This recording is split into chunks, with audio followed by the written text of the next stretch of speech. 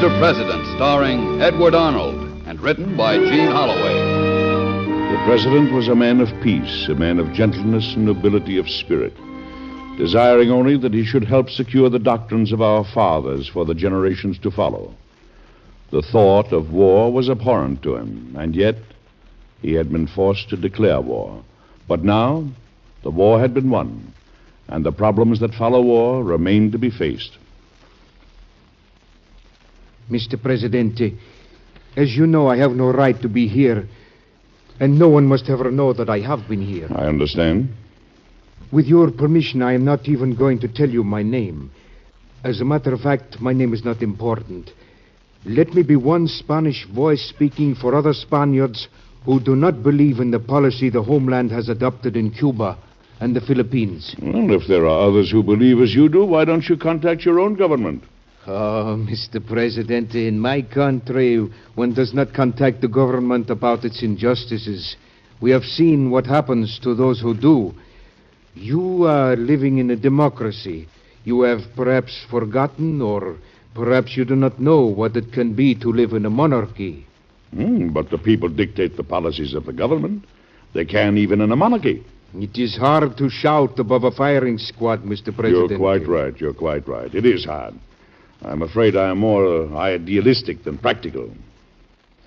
Tell me, what do you think I can do about your government? There is nothing you can do about the government at home, but there is a great deal you can do about the Philippines. What do you mean? May I ask what you intend to do about them? You are asking me a question that has to do with very important state matters. You have no credentials. You have absolutely no right to ask us such a question. No, I have not, but let me tell you why I ask it.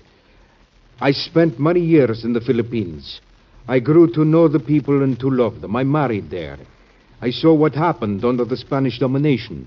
I believe there is only one hope for the Philippines, and that is if they are taken over by the United States.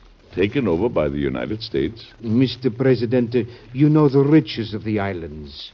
They are considered a great prize. The Filipinos must not be in the hands of people who will exploit them.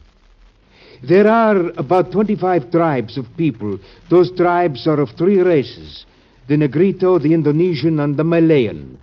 Some warlike because they have been ill-used, but most of them are peaceful, gentle people. They need guidance and help. In this country, you know what it is to be free. I beg of you, help those people to know what it is too. Are you asking then that the United States ask for freedom for the Philippines? No, people must be educated for freedom. If you give it to them without any preparation, they will not know how to handle it. The tribes must be brought together. They must become a nation. That will not be an easy thing to accomplish. They can do. They will do it themselves with guidance and help. But if you let Spain maintain her authority over them, they will never survive. If the freedom and liberty of mankind is as sacred in America as Americans say it is, then only from this country is there hope for the people in the Philippines. I have a meeting this evening to discuss the terms of the peace treaty. I will think over what you have said most carefully. And since you seem most sincere and honest, I will tell you quite frankly and confidentially that we intend to relinquish all of the Philippine Islands to Spain except sufficient ground for a naval station.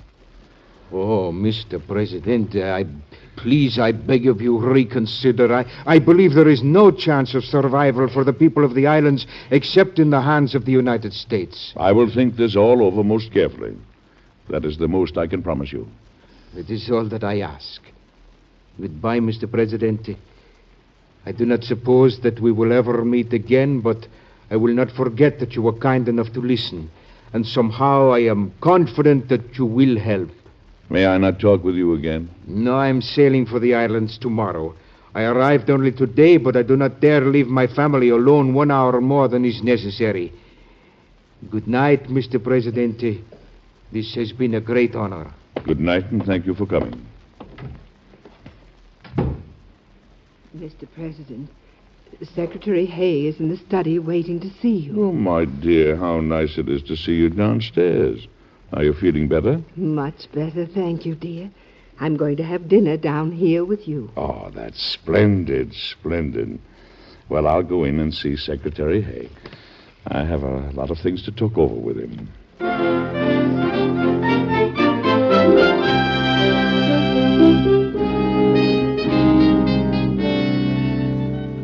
Mr. President, have you thought what it'll mean to you politically if you should attempt to take over the Philippines? No, I haven't. It never occurred to me for one moment, John, that the problem involved was what would such an action mean to me politically. Well, may I tell you? Of course.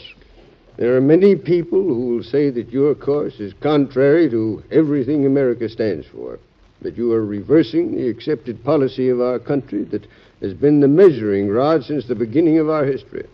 And they'll say you're placing the United States in a position where, in the eyes of the rest of the world, she will look as selfish and greedy as any of the European countries that have seized territory. Yes, I can see how that could be said. But it will not be true. Spain will fight tooth and nail to keep the Philippines. She can hardly fight tooth and nail. She's already lost the war. Well, her statesmen can still fight. They'll say that we're taking advantage of it. She took advantage of the Philippines. Be condemned by every European power. I don't doubt it. And they will all be the powers that want the Philippines themselves. You sound as though you'd already made up your mind. No, I haven't made up my mind. It's going to take me a great deal of thought before I do make it up. Tell me, have we received any new communications this evening from the Peace Commission in Paris? No, we haven't. Of course, they will be completely unprepared for my change of attitude if I do change. Mr. President, as your Secretary of State, let me urge you to think of the possible results at home and abroad of a move like this. Think of the reactions of what people will say if... John, I am not concerned with any of those things.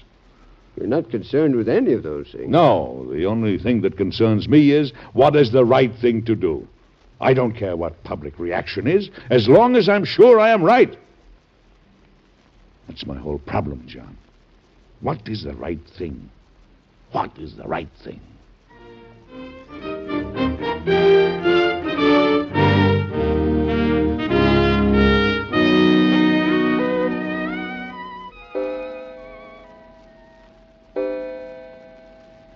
Mr. President, it's 2:00. Oh. You've been walking up and down for hours. I'm sorry, my dear. Have I disturbed you? No, I'm not disturbed. But I do think you should get some sleep. If I could only make up my mind. You will. My goodness, the way you've been walking up and down thinking, something must come of it. I've talked to so many people. I've gone to everyone I can think of for counsel, and nowhere have I been able to get any help. Then why don't you try prayer? Prayer?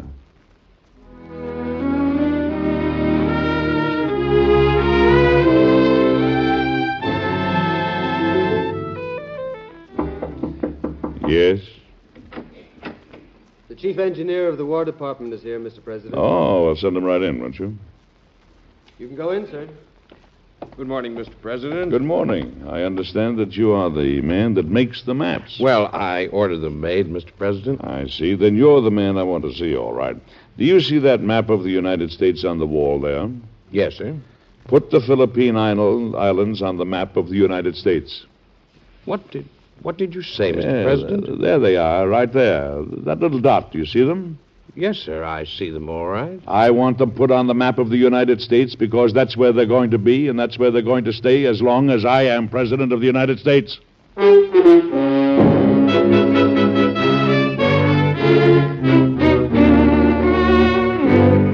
President, I have word from the Commission.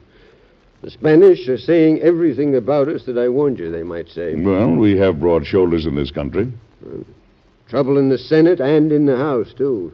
You've chosen a hard row to hoe. John, I know I have.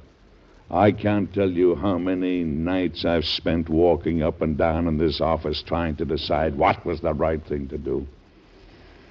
And I'm not ashamed to tell you that finally I went down on my knees and prayed Almighty God for light and guidance. And at last it came to me. These things came to me. That it would be cowardly and dishonest to turn the Philippines back to Spain. that it would be bad business and discreditable to let them be turned over to any of the other European powers, and that we could not leave them to themselves, as they are not yet ready for self-government. Well, I can't deny those points. They all make sense, but I think we're going to have trouble getting that treaty ratified in this country, even if we can get it agreed on by the Peace Commission in Paris. Then we'll fight, John. We'll fight the same way the first of our fathers that came to this country fought. We'll be fighting for the same things, for man's rights and man's freedoms and man's self-respect and integrity. We're going to educate the Filipinos and help them in every way we can. That's the American thing to do and the Christian thing to do. And by all that's holy, it's the right thing to do.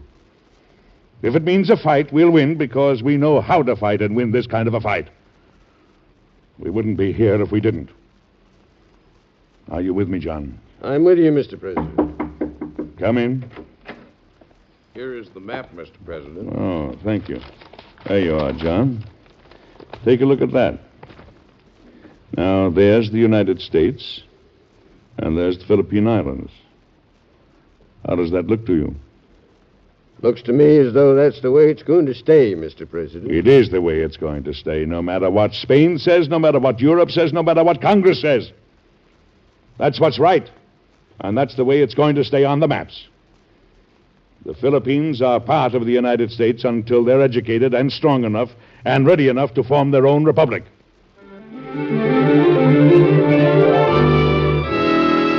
Secretary Hay was right. There was a storm of protest regarding the president's action. The commission in Paris did their best to change the president's mind, but on October the 8th, the president had Secretary Hay telegraph the commission. The sentiment in the United States is almost universal that the people of the Philippines, whatever else is done, must be liberated from Spanish domination.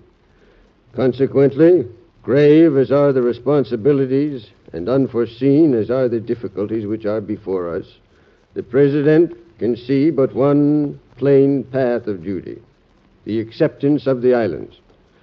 The President has given to the views of the commissioners the fullest consideration, and in reaching the conclusion above announced, he has been influenced by the single consideration of duty and humanity.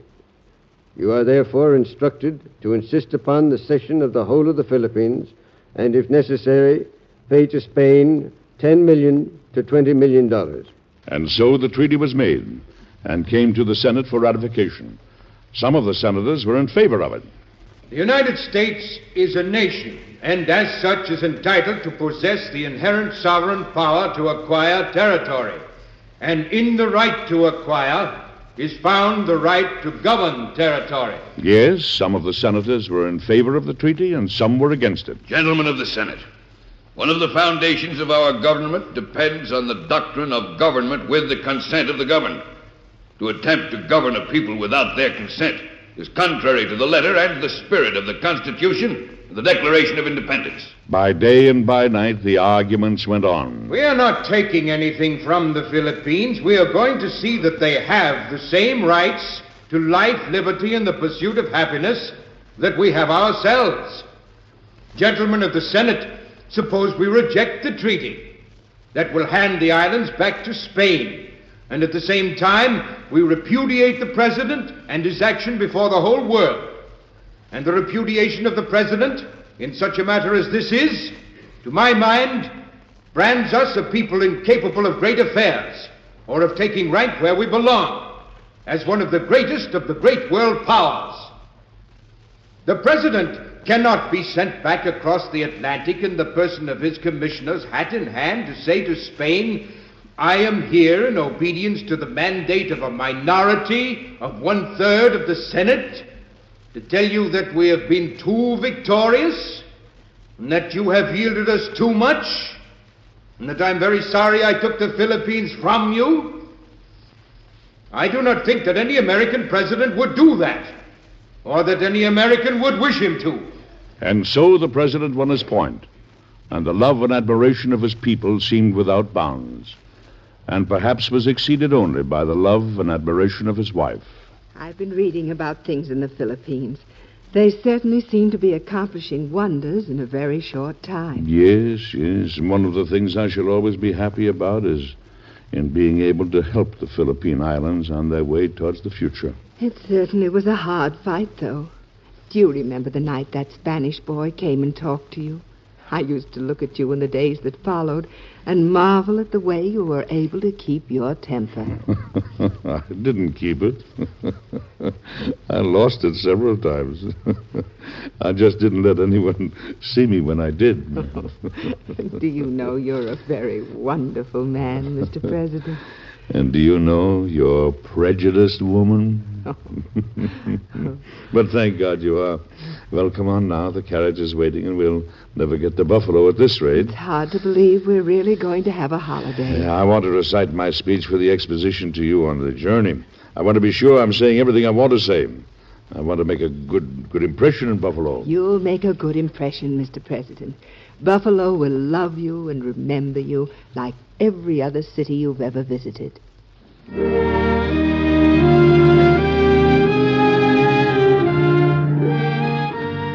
His funeral train left Buffalo, taking him on his last journey home. And some people who had loved him wept as the train passed. And others began to sing the hymn that he had loved. Nearer, my God, to thee. Every mile of the way, the music could be heard as the people of the United States sang their president to his final sleep.